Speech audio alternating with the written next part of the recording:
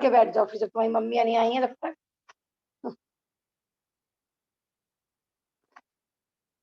बच्चे शांत हो जाए तो फिर बच्चे किस बात के। जो बड़ों को शांत करना ही मुश्किल होता है। 446 पेज पर था। हमारा कल प्रकरण ये चल रहा था कि स्वर्ग या निर्वाण, माने लोक में 5 महाव्रत, 5 अणुव्रत, माने बहुत सारे व्रत तप करने पर जो इंद्रादि पद आदि मिलते हैं, निर्वाण सुख मिलता है, कि समाधि धारक जीव वो सारा फल अंतर मुहूर्त में प्राप्त कर सकता है। जैसे हम अंजन चोर आदि का उदाहरण देते हैं, या फिर हम मुनिराज, जैसे हम धर्म घोष मुनिराज की कहानी पढ़ी थी, कल हमने श्री दत्त मुनिराज की कहानी पढ़ी थी। माने अंतर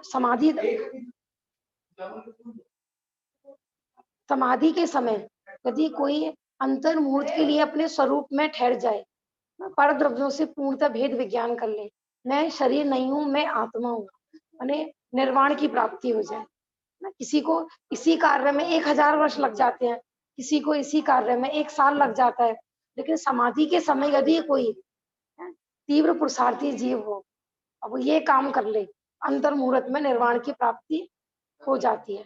तो हम जो कहानियां पढ़ रहे हैं ना, ले आए भैया, ग्रंथ ले आए ना अभी?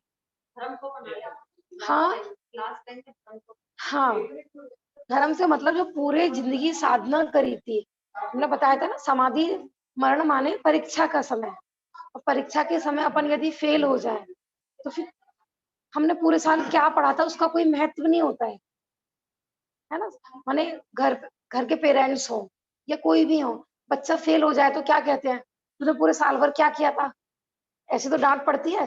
अच्छा, उस बच्चे ने मेहनत की हो सकता है उसका ऐसे ही भाग्य था, कुछ भी हो सकता है, कि डांट तो ऐसे ही पड़ेगी भैया, क्योंकि घर वाले रिजल्ट देखेंगे, ये नहीं देखेंगे आपने पढ़ा था, जो आपने पढ़ा। कुछ बच्चे कहते हैं जो जो हमने पढ़ा था ना वो नहीं आया था एग्जाम में, वो टीचर ने ना आउट ऑफ कोर्स दे दिया था। ऐसे तो है ना। नहीं, हम नहीं सुनेंगे भैया, कोई नहीं, कोई सुनवाई नहीं होगी आपकी।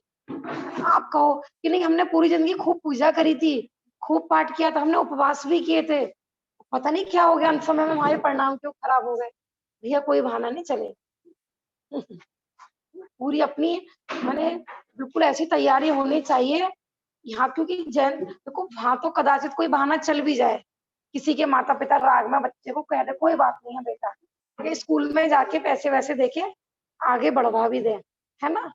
यहाँ ऐसा नहीं हो सकता।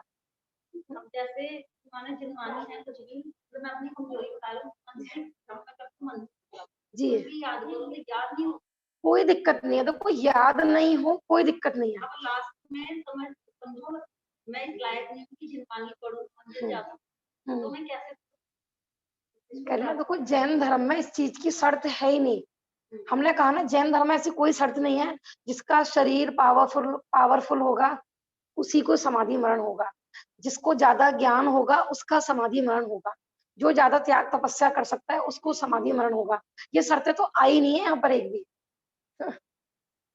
नहीं तो मतलब मैं ये पूछना, हाँ तो ये कह रहे हैं क्या करा जाए, ये देखो ये जो स्वाध्याय एक एक छंद में आप ध्यान दिया करें कि हम क्या मुख्य किसको कर रहे हैं, कषाय के अभाव को मुख्य करके चल रहे हैं, तत्व ज्ञान को मुख्य करके चल रहे हैं, क्योंकि तत्व ज्ञान के बिना जीवन बिल्कुल व्यर्थ है।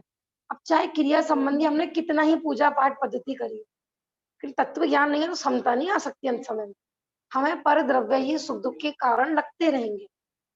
मेन ये है कि आप तत्व ज्ञान तत्व अभ्यास करो, भेद विज्ञान करो, पर द्रव्य मेरे सुख दुख का कारण नहीं है, शरीर में नहीं हूं, मैं तो आत्मा हूँ, जो भी मेरे शरीर में रोग आदि आ रहे हैं स्वयं मेरे कर्म की वजह से आ रहे हैं, दूसरा रोग आदि आ रहे हैं वो रोग में आया है, मैं तो मुझ में रहने वाला हूँ, मैं मुझ में रहने वाला हूँ, पर मैं मेरा विश्राम नहीं, तो कोई लिखी हुई है ना, वैसे अपन ये भी पढ़ सकते हैं।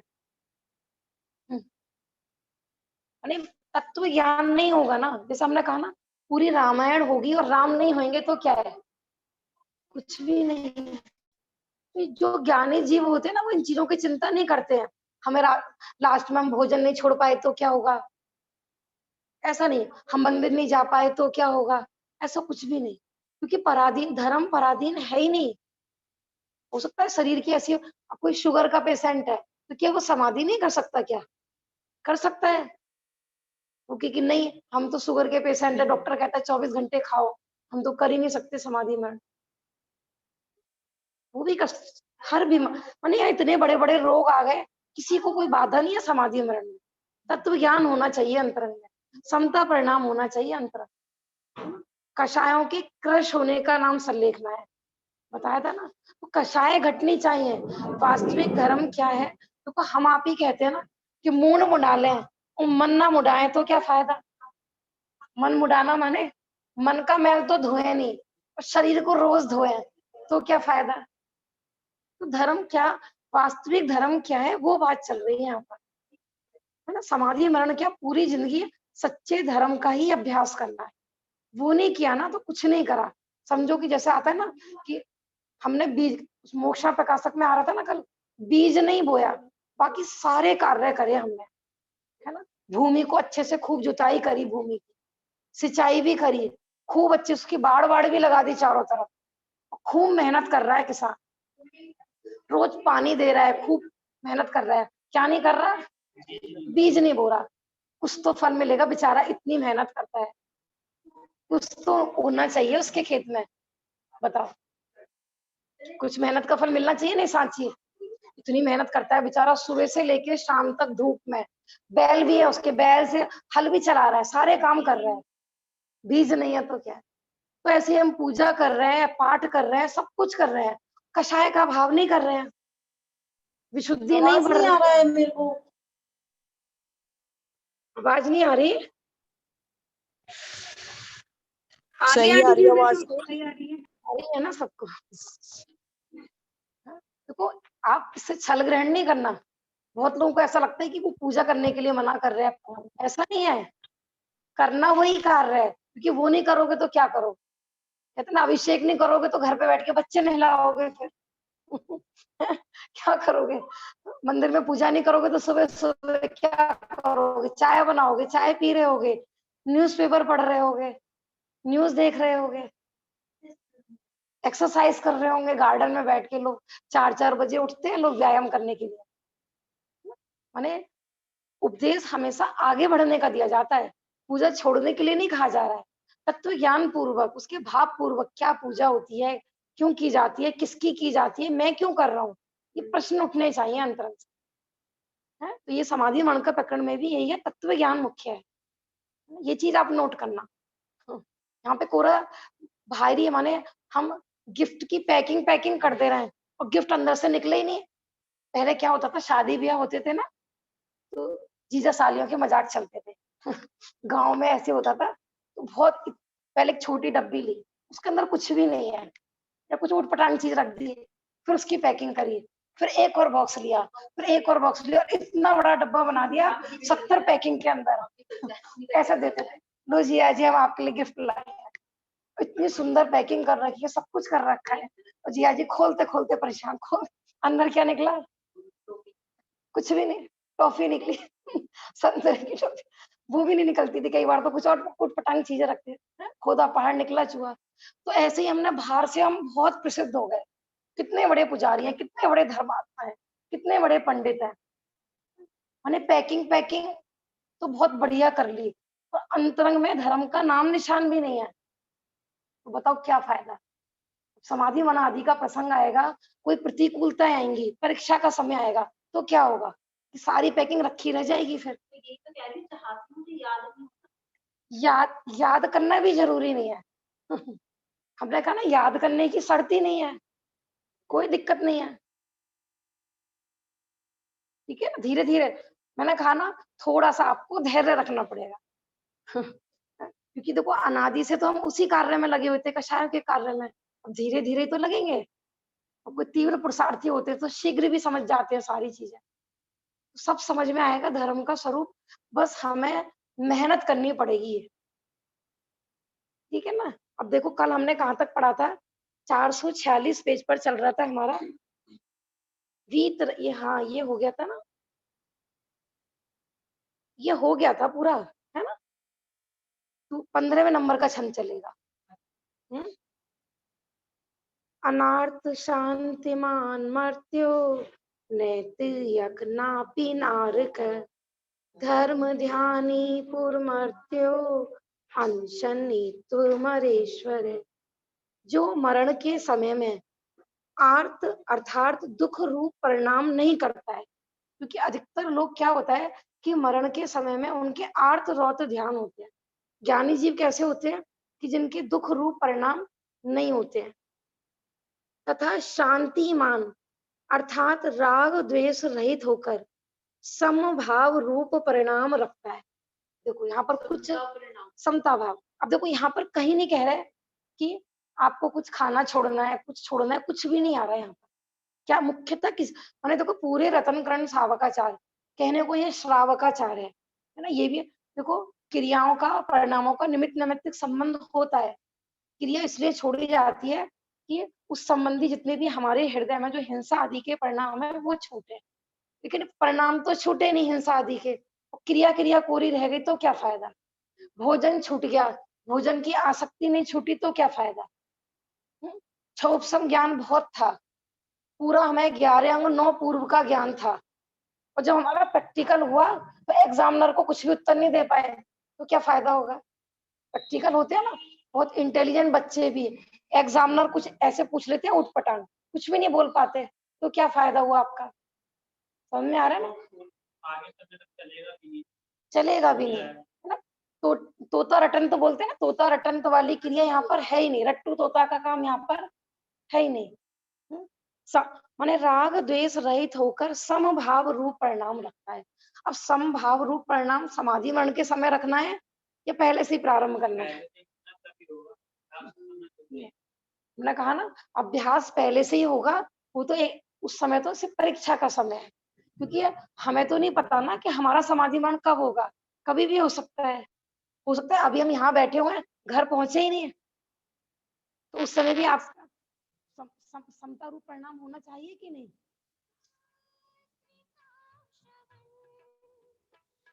वह पुरुष त्रियंच व नारकी नहीं होता है। यही कह रहे हैं कि जो समाधि मरण आसन्न जीव है, जो आर्त रौद्र परिणाम नहीं करता है, वह जीव के ना तो तिरंच में जाता है और ना ही नरक गति में जाता है, माने उसकी दुर्गति नहीं होती है। लोग बोलते हैं ना उसकी तो बड़ी दुर्गति हो गई। किससे समझते हैं अपन दुर्गति।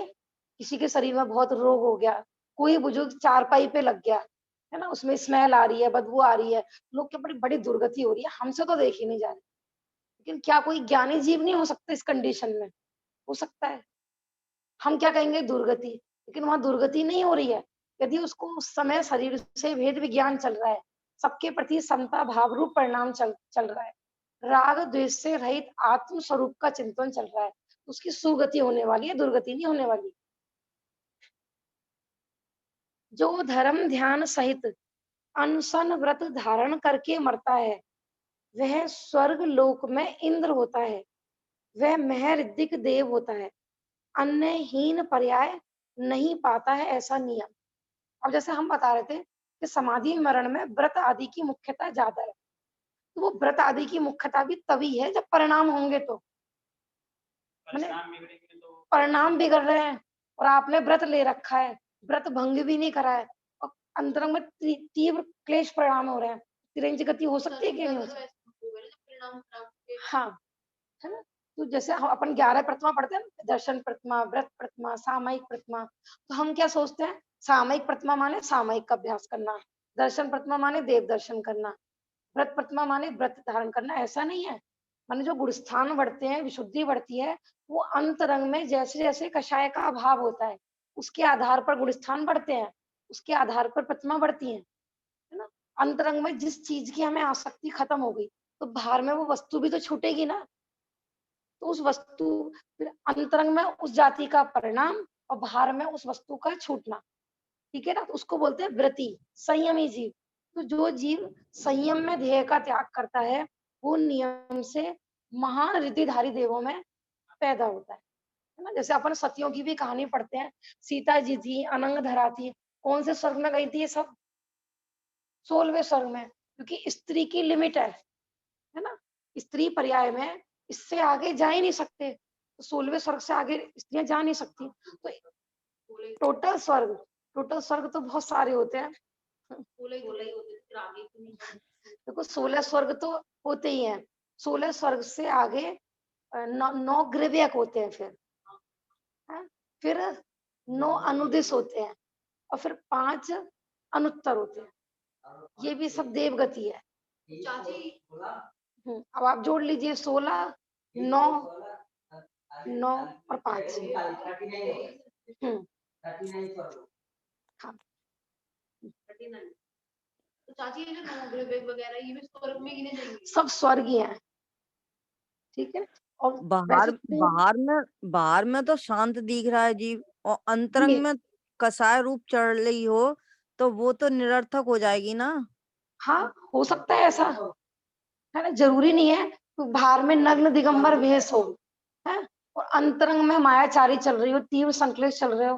तो अपने यहाँ तो कितने एग्जाम्पल आए ना, जैसे मृदुमती मुनिराज की कहानी सुनाई थी। अंतरंग में मायाचारी चल रही थी और बाहर में सबको लग रहा था कि ध्यान में बैठे हैं, तो मर के क्या बन गए? हाथी बन गए।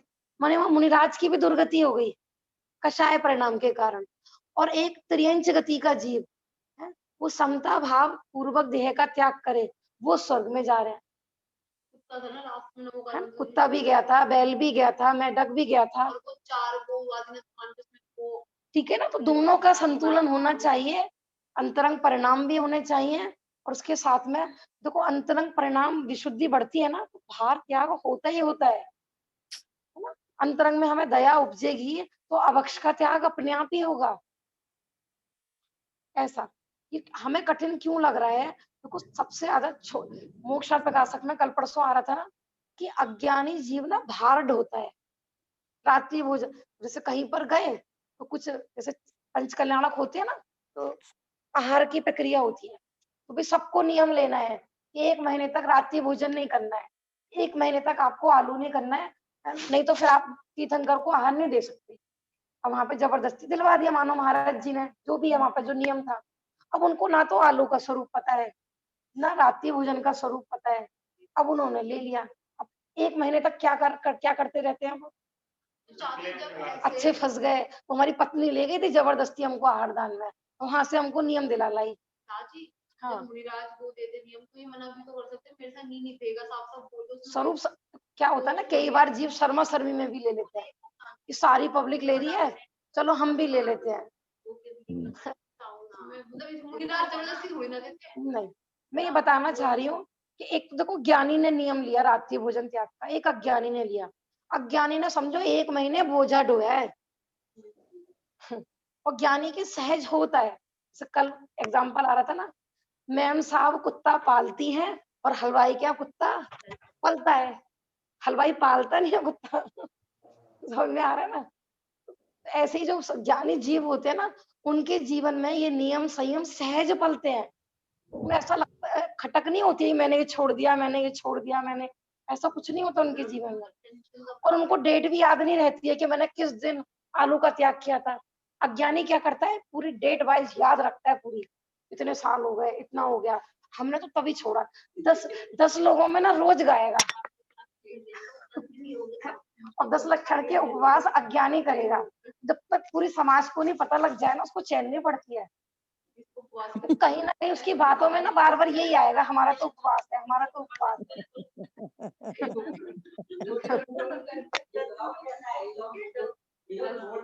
हाँ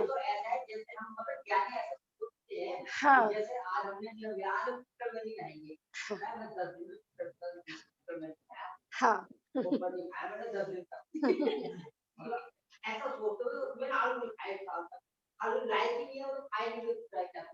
सही बात है। देखो आगे, ठीक है ना, यही बता रहे हैं कि ज्ञानी जीव जो होते हैं उनकी दुर्गति नहीं होती है, वो हीन पर्याय में जन्म नहीं लेते हैं, ऐसा नियम है। अब यहाँ पे ज्ञानी माने आप समझ लेना, यहाँ कुछ ज्यादा क्षुब्सम वाले को ज्ञानी कह रहे हैं, ज्यादा पावरफुल को ज्ञानी कह रहे हैं, या भेद विज्ञानी को ज्ञानी कह रहे हैं, ठीक है ना। यह उत्तम मरण का अवसर प्राप्त करके आराधना सहित मरण करने का यत्न करना चाहिए। कह रहे भैया ये उत्तम अवसर आया है, मनुष्य कुल में, हमारा जैन कुल में जन्म हुआ है, तो अब हमें आराधना पूर्वक ही मरण का यत्न करना चाहिए। मरण आने पर भयभीत होकर परिग्रह में ममत्व करके आर्त परिणामों से मरकर कुगति में नहीं जाओ। यही कह रहे हैं कि 99.9% जीव तो संसार में क्या कर रहे हैं कि परिग्रह में एकत्व ममत्व करके मैं मरा, मैं मरा, इसी कल आ रहा था ना, मैं मर जाऊंगा क्या होएगा, निरंतर आर्त रौद्र परिणाम, पर द्रव्यों में ही मैं करके चला जाता है और अनंत काल के लिए फिर वापस दुर्गतियों में। ऐसा अवसर अनंत भवों में नहीं मिलेगा और मरण छोड़ेगा नहीं। तो क्या कह रहे हैं, अनंत भवों में भी ये अवसर हमको मिलने वाला नहीं है। माने ऐसा गोल्डन चांस है कि अनंत में एक, एवरेज का अनंत जीवों में एक को मिलता है। अब वो आपको मिला है, हमको मिला है वो। अब आप सोचो कि यदि अवसर चूक गया फिर क्या होने वाला है। शुभम, हमें लग रहा है हम भाग्यशाली हैं। देखो कोई किसी की लॉटरी खुल जाए, है ना, 50-100 लॉटरी डालते हैं ना लोग, जिसकी खुलती है उसको खुशी होती है कि नहीं, मेरा नंबर आ गया, मेरा नंबर आ गया, है ना। लकी ड्रा डालते हैं मंदिर में, कूपन, जिसका कूपन निकलता है कितनी खुशी होती है उसको, कितना भाग्यशाली जीव है। देखो हर साल इसी बंदे की बोली निकलती है लकी ड्रॉ में, तो वहां हमें भाग्यशालीपना लगता है ना। यहाँ ये कह रहे हैं कि अनंतों में तो एक है जिसको एक गोल्डन चांस मिला है, और हमें लगता है हम तो बड़े अभागे हैं, हम तो गरीब हैं, हम तो रोगी हैं, हम रोते धोते रहते हैं। मुनि सकल व्रती है बड़ भागी, हम तो नहीं है ना बड़ भागी। कह रहे मरण तो भैया छोड़ेगा नहीं, इसलिए सावधान होकर धर्म ध्यान सहित धैर्य धारण करके देह का त्याग करना चाहिए। सावधान होके माने ऑक्सीजन का सिलेंडर मंगा के रखना चाहिए घर में, है, बीपी की गोली हर टाइम जेब में रखना चाहिए, लाल मिर्च, हार्ट अटैक पड़ जाए तो लाल मिर्ची जेब में रखना चाहिए, शुगर है तो शुगर के दाने जेब में रखना चाहिए। सावधानियां है ना। बहुत लोग होते हैं ना, उनकी सारी पॉकेट में ना दवाइयां रखी रहती हैं, डॉक्टर कहता है कहीं भी रास्ते में कुछ भी हुआ तो ये वाली लेनी है, ये वाली लेनी है, तो वो इसी की याद में, इसी की संभाल में वो लगे रहते हैं पूरी जिंदगी। कुछ लोग तो ऐसे होते हैं, बुजुर्ग अवस्था होती है ना, ज्यादा नॉलेज तो होती नहीं है उनको दवाइयों की, लेकिन वो दवाइयों को गिनते, पूरे दिन वो दवाइयां ही गिनते रहते हैं सारे दिन, ऐसे मतलब हाँ, भूल जाते थे ये बीपी की थी, ये शुगर की थी, ये पेन किलर थी, कौन सी थी, कभी कुछ खा लेते हैं, कभी कुछ खा लेते हैं, और उनका पूरा माइंड घूम जाता है दवाई खाते खाते। हाँ, सावधानी माने भैया स्वरूप की सावधानी, ये पर पदार्थ है, ये मैं नहीं हूँ, ये रोग आया है, ये मैं नहीं हूँ, जिसके लिए मैं रो धो रहा हूँ ये मैं हूँ ही नहीं, मेरा वैभव तो मेरे साथ आया है और मेरे साथ ही जाएगा। सब भरे हाय हैं और भरे थी, समस्या सोच रही मैं गलत बोल रही हूँ, है ना, ऐसा नहीं बोलना चाहिए मुझे, है ना, सब खाली हाथ आए हैं खाली हाथ जाएंगे, ऐसा बोलना चाहिए। अरे भैया मेरा वैभव क्या है, मैं बताया था ना, हमारा स्वयं का वैभव क्या है,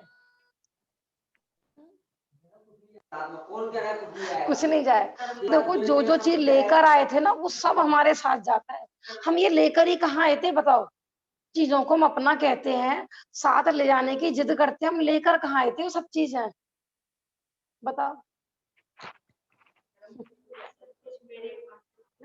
तेरा वो है ना, तेरा सब कुछ तेरे पास है चेतन, चल अकेला, भजन आता है ना, चल अकेला चल, अकेला चल अकेला, तेरा सब कुछ तेरे साथ है चेतन, चल अकेला।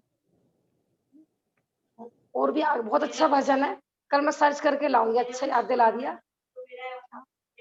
कि तू पराई आस में, उसमें ऐसे आगे आगे वर्डिंग है कि तू पराई आस में क्यों दुखी हो रहा है, माने तू ऐसा हो गया कि कहीं तो किसी के घर में रहने के लिए गया था 2-4 दिन, और उसके घर के मटेरियल को अपना मानने लगा। कोई हम किसी के घर रहने जाए है आगम, ठीक है, और उसने हमें 2-3 दिन के लिए रहने के लिए अच्छी व्यवस्था दी, अपनी सामग्री दे दी घर की, और हम आते समय सारा सामान समेटने की सोचे, उसका एसी वेसी, उसका सारा सामान, उसका मोबाइल, उसका टीवी अपने घर ले जाने लगे तो क्या होगा? पिटाई पड़ेगी, चोर कहलाएंगे अपन, समझ में आ रहा है कि नहीं? तो ऐसे ही अपन पूर्व पर्याय से इस पर्याय में आए थे। कर्म के उदय से यहाँ पर हमको कुछ सामग्री मिली थी और उसकी लिमिटेड टाइम था, भाई इतने दिन के लिए मिली है। और जब वो टाइम पूरा हुआ तो हम अपने घर जाने लगे। अब हम कहें कि नहीं, हम तो ये सारा मटेरियल अपने साथ लेकर जाएंगे, तो क्या होगा? चोर कहलाएंगे अपन, पिटाई पड़ेगी कर्मों की, दुर्गति में जाएंगे। तो पहले से ही और ज्यादा सामान जिद करने लगे। पहले से ही सामान को छोड़ना शुरू कर दे, हमारा तो है ही नहीं है। सही बात है। सामान को छोड़ना माने यहाँ पर पहले से ही सामान का भैया राग छोड़ो, मूर्छा छोड़ो। हमने बताया था ना, मूर्छा परिणाम है वही परिग्रह है। शरीर में रहते हुए शरीर से आसक्ति को छोड़ना है, घर में रहते हुए गृहस्थपना छोड़ना है, ये अभ्यास करना है। अब कोई व्यक्ति किसी के घर जाए और ज्यादा जिद करने लगे ना कि नहीं मैं तो ये मोबाइल लेकर ही जाऊंगा, तो पुलिस को बुलवा के धक्के देके निकलवाएगा आपको अपने घर से। तो हमें आता है ना, ऐसे ही हम ज्यादा रोएंगे धोएंगे कि नहीं इस पर्याय के संयोग मुझे अगले भव में लेके जाना है, तो ये डंडे पड़ेंगे नरक में। इसलिए सावधान होकर धर्म ध्यान सहित धैर्य धारण करके देह का त्याग करना चाहिए। अब देखिए 16 नंबर का छंद पढ़िए। समस्त तप समाधि के लिए है। तपस्य तपस्यापि पालितस्य व्रतस्य च पठितस्य श्रुतिस्म्यापि फलम मृत्यु समाधिना। तपों के द्वारा तपने का, व्रतों के पालने का तथा श्रुत के पढ़ने का फल तो समाधि है, अर्थात अपने आत्मा की सावधानी सहित मरण करना है। ये फल बता रहे हैं कि भैया तुमने तप करा, व्रत करा, जिनवाणी पढ़ी, लेकिन वो सब कब सार्थक होंगे? तो समता भाव पूर्वक आपका देह का त्याग होगा ना, परिणामों में समता आएगी, वीतरागता आएगी, विशुद्धि पड़ेगी, तभी तो सार्थक है। तो क्या फायदा?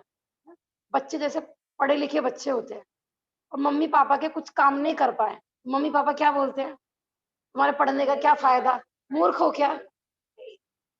बात बात में सुनने को मिलता है कि नहीं?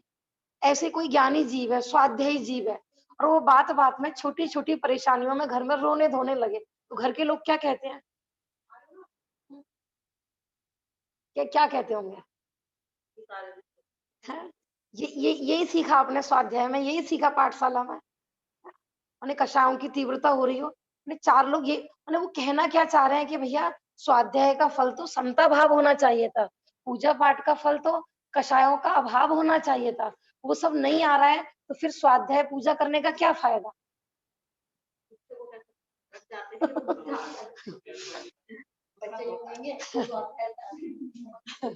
हाँ देखो ज्योति भाभी कह रही है कि हम घर पर जाते ही गुस्सा आता है, और बच्चे कहेंगे देखो मम्मी स्वाध्याय से आ रही है और हम पे गुस्सा कर रही है, बच्चे तो देखो कहेंगे ही।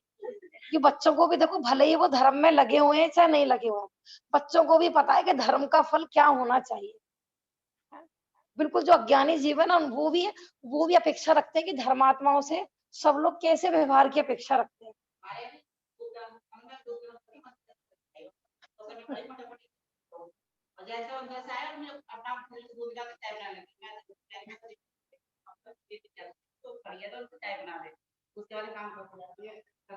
हाँ देखो देखिए आगे देखिए। हे आत्मन, तुमने जीवन में बहुत समय तक इंद्रियों के विषयों की वांछा रहित होकर अनशन आदि तप किया है। वह अंत समय में आहार आदि के त्याग पूर्वक संयम सहित देह से ममता रहित होकर समाधि मरण करने के लिए किया है। हैं? पूरी जिंदगी तुमने जो भी तप संयम धर्म साधन किया है, वो किस लिए? क्योंकि देखो वो आते हैं ना, श्रावक के जो भेद आते हैं, कौन कौन से हैं वो? पाक्षिक, नैष्ठिक और साधक। जो आप चरणन योग के ग्रंथों में पढ़ेंगे ना, तो श्रावक के ऐसे 3 भेद आते हैं। क्या क्या? पाक्षिक, नैष्ठिक और साधक।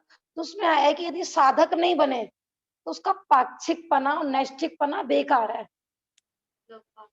साधक मान पाक्षिक माने जो धर्म को जिसने पक्ष से ग्रहण करा है कि हाँ ये मेरे कल्याण के लिए है, मुझे करना चाहिए, तो एक वो नीचे लेवल का श्रावक हो गया एक तरीके से।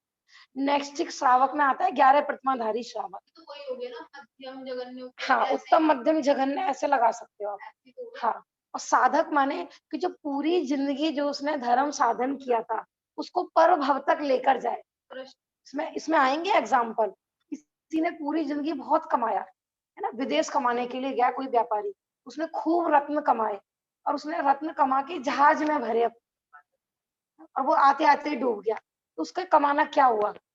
कुछ भी नहीं। तो ऐसे पूरी जिंदगी धर्म साधन का फल तो यही है कि समता भाव पूर्वक देह का त्याग करें, हमारे जितनी भी कमाई है उसे पर भव तक लेकर जाए। अहिंसा, सत्य, अचौर्य, ब्रह्मचर्य, परिग्रह, त्याग आदि व्रत धारण किए। वे सभी देहादि परिग्रह में ममत्व त्याग कर समस्त मन वचन काय से आरंभ आदि का त्याग कर समस्त शत्रु मित्रों में वैर राग छोड़कर उपसर्ग में धीरज धारण कर अपने एक ज्ञायक स्वभाव का अवलंबन लेकर समाधि मरण करने के लिए किया है। देखो यहाँ पर कह रहे हैं हिंसा, झूठ, चोरी, कुशील, परिग्रह, हमने 5 पाप त्याग किए। किस लिए किए? कि भैया पर द्रव्यों से आसक्ति छूटे, ममता छूटे, कषाय छूटे।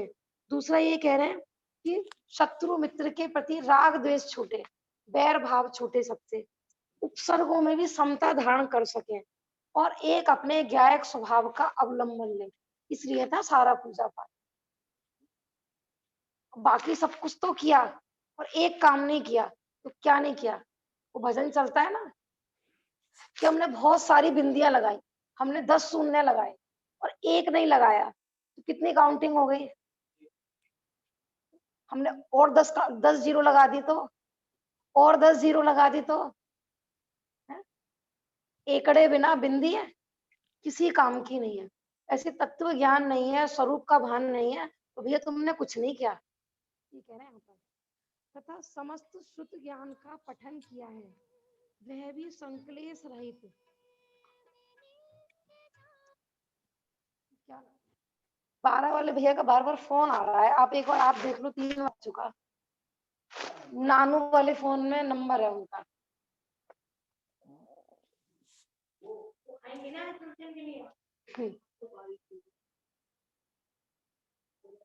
बार बार डिस्टर्बेंस होगा ना, 3 बार आ चुका फोन।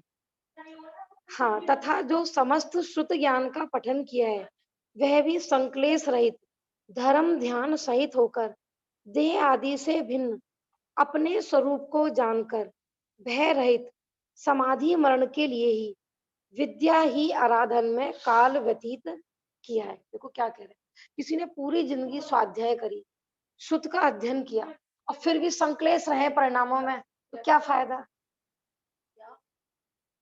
कोई बहुत स्वाध्याय करे है ना, शुद्ध का अध्ययन माने स्वाध्याय, खूब पठन पाठन करे, सारी गाथाएं भी याद कर रखी हैं, उसने सब कुछ कर रखा है, लेकिन रात दिन कषाय के परिणाम रहते हो, क्या फायदा है?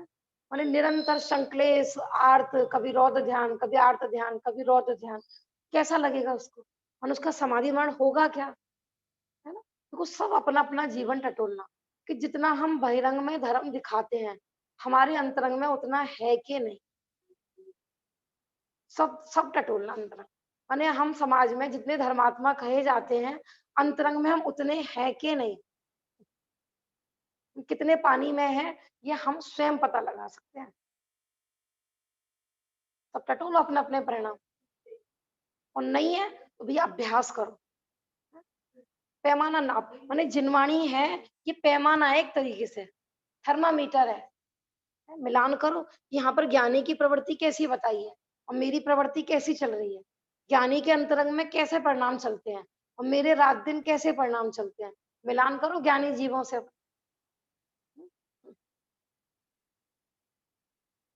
यहाँ पर ये कह रहे हैं कि समाधि, इस जितनी भी पूरा हमने जो भी जितना भी साधन किया था, धर्म साधन किया था, वे सब माने हमारा परभव, और उसमें परभव निर्वाण भी हो सकता है, मोक्ष सुख की भी प्राप्ति हो सकती है और अन्य भव भी हो सकता है, देव देव आदि गति भी हो सकती है।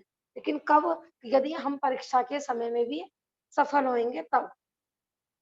यदि मरण के के अवसर में भी ममता, भय, द्वेष, कायरता, दीनता नहीं छोड़ोगे तो इतने समय तक तप किए, व्रत पाले, श्रुत का अध्ययन किया, ये सभी निरर्थक हो जाएंगे। इसलिए इस मरण के अवसर में सावधानी मत छोड़ो। देखो, इसी इसी से रिलेटेड मैं कहानी भी अभी सुना देती हूँ आज। क्या कह रहे हैं यहाँ पर, देखो कि मरण का अवसर आ जाए तो हमें क्या क्या कह रहे हैं यहाँ पर, कि मरण के अवसर पे भी ममता नहीं छोड़ी। परिग्रह में आ सकती, धन में आ सकती, मरते समय भी बहुत लोग ना देखो कोमा में, बिल्कुल समझ लो लकवा मार गया इसको, और फिर भी कहाँ देख रहा है, तिजोरी की तरफ। ऐसे ऐसे कई, जो पुरानी मूवी थी ना उसमें कई कई ऐसे दिखाते हैं, मरते समय दीवारें देख रहा है। घर वालों ने खूब अंदाजा लगाया कि क्या देख रहा था, क्या देख रहा था। पता लगा था कि दीवारों में धन गाड़ रखा था उसने। मरते समय छत की तरफ इशारा कर रहा था, बोला जा नहीं रहा था। उन्हें मरते समय भी यही आसक्ति उसको, और इतनी आसक्ति है कि ना भोगूंगा ना भोगने दूंगा, दीवारों में चिनवाने से क्या फायदा। तीव्र ममत्व परिणाम, ये उसी खजाने में कॉकरोच बन जाओगे, झींगुर बन जाओगे, सर्प बन जाओगे। ये कह रहे कि मर रहा है जीव, फिर भी ममता नहीं जा रही। ममता तू न गई मेरे मन से। भय का परिणाम, मर माने जो ज्ञानी अज्ञानी जीव है वो निरंतर भयभीत रहते हैं, और ज्ञानी कैसे होते हैं, अब हम अमर भय ना मरेंगे, कोई उनको मरण आदि का दुख नहीं होता है। कायरता छोड़ो, द्वेष छोड़ो, दीनता, बोले अब नहीं छोड़ोगे तो भैया कब छोड़ोगे। चलो हम भय, मृत्यु से डर, भय करें, ठीक है ना, हम अपन डरे तो मृत्यु छोड़ देगी ना, ये बेचारा कितना डर रहा है, इसको छोड़ दो। छोड़ दो इसको बेचारा, और जल्दी ले जाएगी भैया, क्योंकि भय में तो जीव और जल्दी मरण को प्राप्त होता है। हाँ, जल्दी ले चलो भैया और डर जाएगा। इतने समय तक तप किए, व्रत पाले, श्रुत का अध्ययन किया, वो सब निरर्थक हो जाएंगे। इसलिए इस मरण के अवसर में सावधानी मत छोड़ो। देखो इसी के ऊपर मैं कार्तिकेय मुनिराज की कहानी सुना रही हूँ आज। उसमें समाधि मरण के ही प्रसंग में इनका नाम आया है पूरा। कार्तिकेय स्वामी का नाम आपने सुना होगा, जिनके नाना और पिता एक ही थे, माने जो नाना थे वो पिता थे। देखो सुनो ध्यान से। हाँ, कि एक अग्निदत्त नाम के राजा थे, और वीरवती नाम की उनकी रानी थी। तो उनकी एक पुत्री हुई थी कृतिका नाम की, है ना, इन्हीं के बेटे का नाम फिर कार्तिकेय पड़ता है। कृतिका नाम की उनकी पुत्री थी। जब वो बड़ी हुई तो स्वयं उनका पिता ही उस पर मोहित हो गया। जब कृतिका बड़ी हुई तो एक बार छल से वो राजा पूरी सभा में पूछता है कि मुझे ये बताओ कि इस राज्य में जितनी भी सामग्री है उसका मालिक कौन। तो मंत्री वगैरह तो सब चापलूस होते हैं कि महाराज आप ही मालिक हो सब वस्तुओं के, आप सब पे आपका अधिकार है, कि सब पे मेरा अधिकार है कि हाँ। लेकिन उस समय वहां पर एक जैन मुनिराज थे, तो सब लोगों ने कहा कि वो थोड़ा तत्व की बात बताते हैं, वो आपको सही गलत बता सकते हैं। एक बार आप वहां पर पता करिए कि राज्य में जितनी भी वस्तु हैं, चाहे वो चेतन हो चाहे अचेतन हो, उस पर किसका अधिकार होता है। तो जैन मुनि ने क्या बोला, क्योंकि जैन मुनि उसकी खोटी प्रवृत्ति को जान गए थे, वो अवधि ज्ञानी थे। उन्होंने कहा कि तुम्हारी कन्या को छोड़कर बाकी सब पे तुम्हारा अधिकार है, ऐसा उन्होंने बोला। फिर कहते हैं ना कि राग तो अंधा होता है, कषाय तो अंधी होती है। मुंह में जीभ, हाँ। हम्म।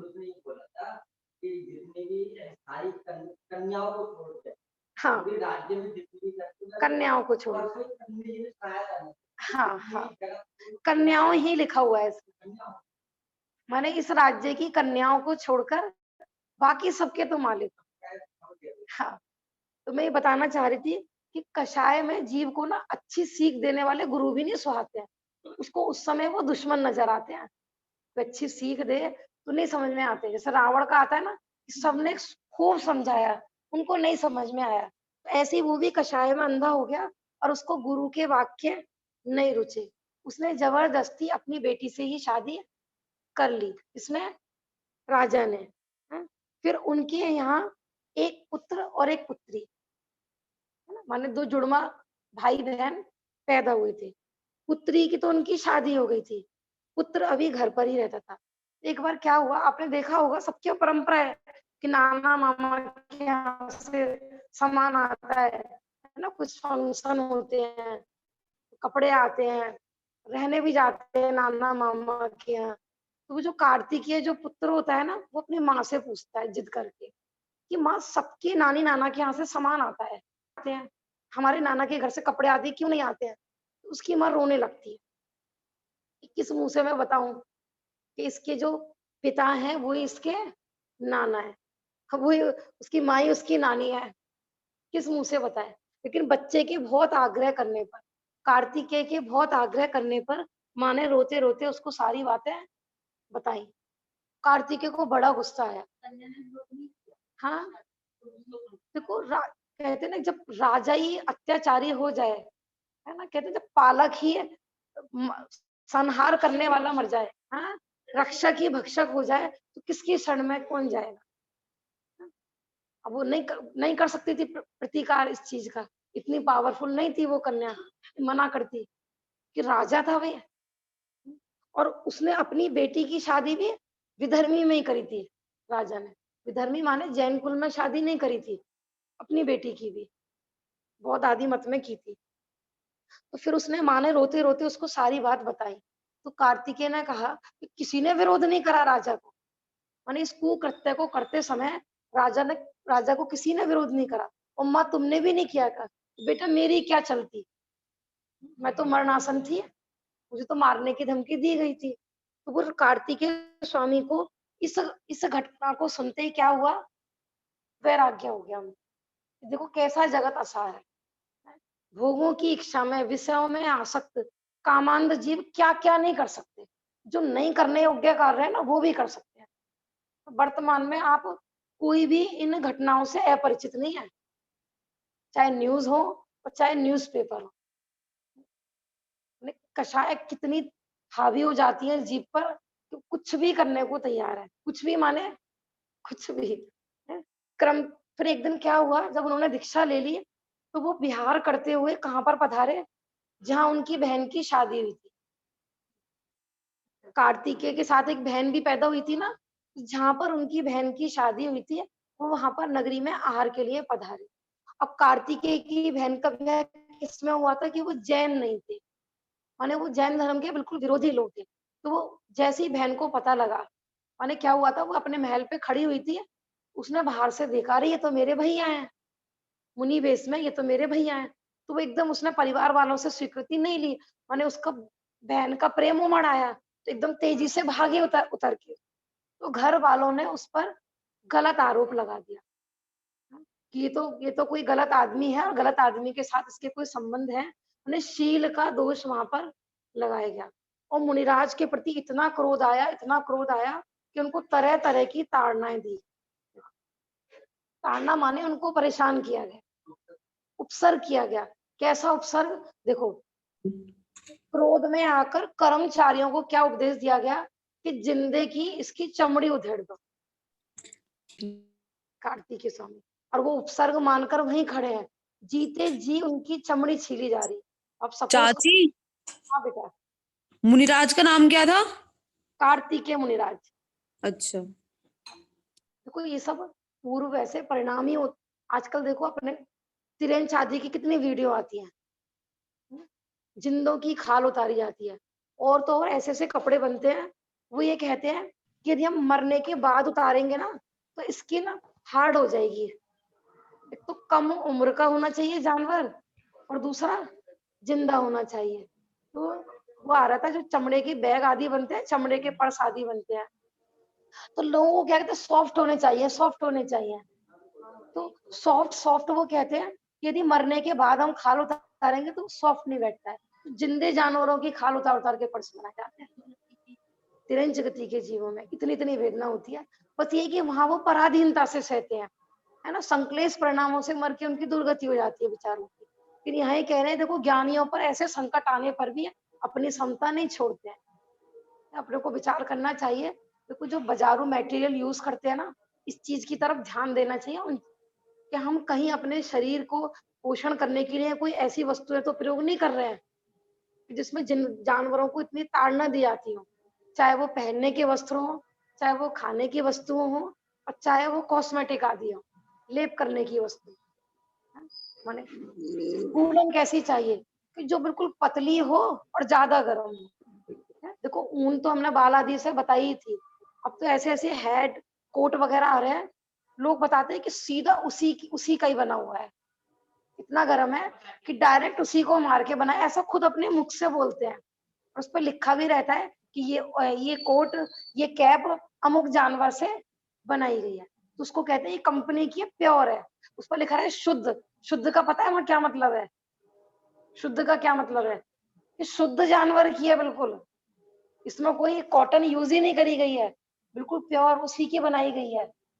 अपने को विचार करना चाहिए। हाँ, क्योंकि अपना ध्यान नहीं जाता है, अपन खाने की चीजों पे तो जाता है, पहनने की हो या यहाँ तक कि घर में सजावट की चीजें क्यों ना हो, हम अपने घरों में जानवरों की खाल टांग टांग के रखेंगे तो क्या होगा?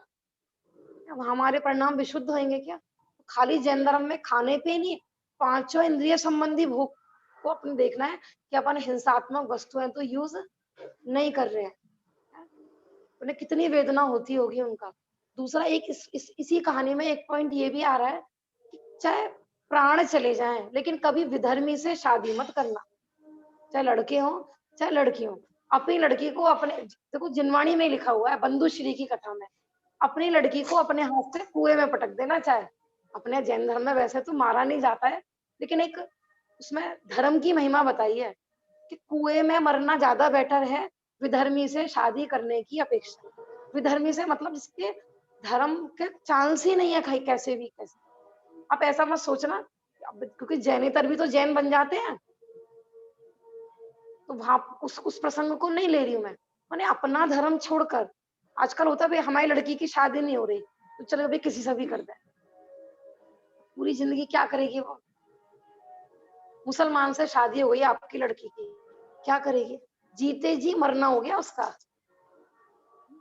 मुसलमानों को छोड़ के बाकी भी और भी हैं, मैंने सब जगह क्या चलता है बताओ? दया धर्म पलता है क्या वहां पर? नहीं पलता। देखो उसी का फल है।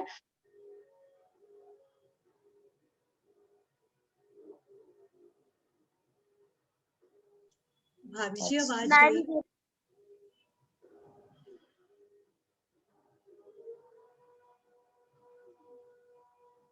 भाभी आवाज नहीं आ रही। भेद विज्ञानी परम ध्यान में लीन मुनिराज ने अत्यंत शांत भाव से संलेखना पूर्वक प्राण त्याग दिए। धन्य है कार्तिकेय मुनिराज जिन्होंने घोर वेदना में भी आत्म ध्यान नहीं छोड़ा। नहीं, हाँ, अब याद कर लो तो तुमरे जिए कौन दुख है, मृत्यु महोत्सव भारी। मैंने जब जब आप पे ऐसी वेदना हो रही हो, है ना, हमें क्या लगता है कि नहीं इतनी वेदना में नहीं कर सकते हम धर्म, इतनी प्रतिकूलता में नहीं कर सकते हम धर्म। तो ये याद कर लो, किया है ना महाजीवों ने, किया है ना महापुरुषों ने। इन्हीं जिन की लिखी तो है कार्तिकेय अनुप्रेक्षा। नहीं नहीं, कार्तिक की अनुप्रेक्षा इनकी नहीं है भाभी जी। वो 18 नाते की कथा जो हाँ, है। वो 18 ना, यही वाले कोई कार्तिक के मुनिराज हाँ है। हाँ हाँ हम्म?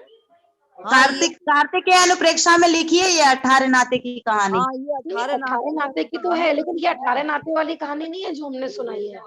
ये वो वैश्य ऐसी वाली है, कहानी अलग है। ऐसी ही है। वो पिता ही नाना हो गए थे, उसमें दिया है इंट्रोडक्शन में।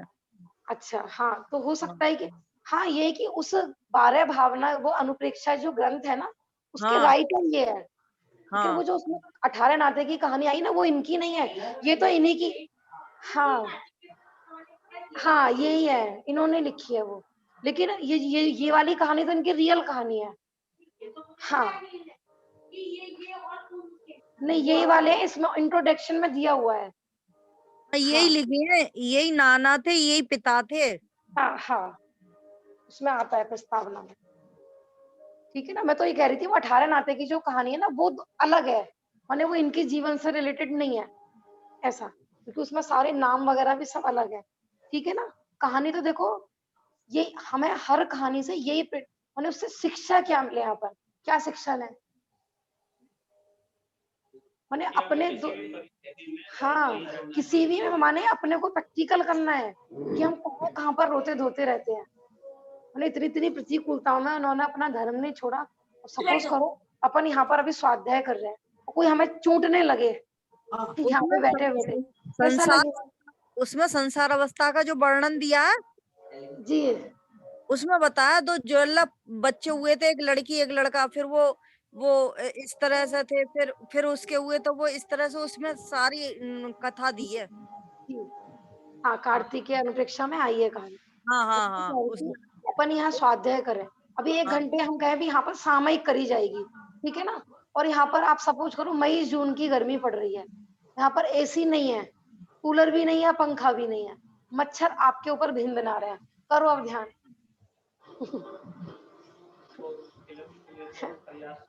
भी हम नहीं कर सकते, मैंने कितना अभ्यास है। ये तो एक एग्जाम्पल दे रही हूँ मैं, तो यहाँ तो खाल उतारने वाली बात कर रहे हैं, बताओ।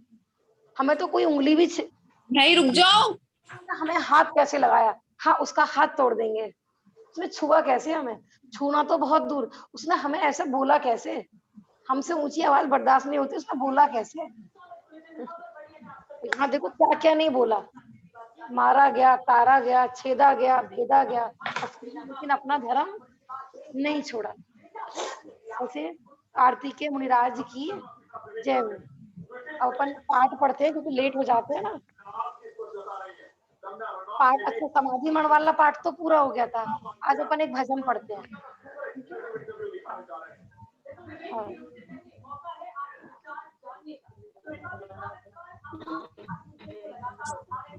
चाची, बोलो बेटा। मैं कहती समाप्ति मिलन की भावना ले लो।